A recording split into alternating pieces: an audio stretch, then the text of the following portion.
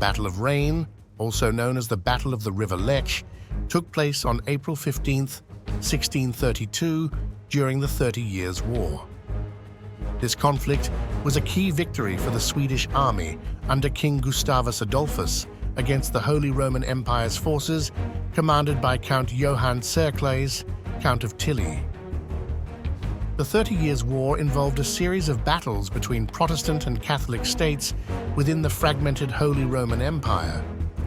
Gustavus Adolphus, a Protestant champion, aimed to weaken the Catholic Habsburgs and expand Swedish influence in Central Europe.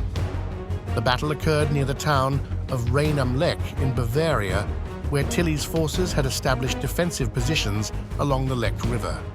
The Swedes needed to cross the river to continue their campaign into southern Germany. Utilizing innovative tactics, Gustavus Adolphus executed a surprise assault on the well-fortified imperial positions. Under cover of a morning mist, the Swedish army built a makeshift bridge to cross the river and launched a concentrated attack on Tilly's troops. The Swedish artillery, known for its mobility and effectiveness, played a crucial role in the assault. Despite fierce resistance, the Swedes managed to break through the imperial lines.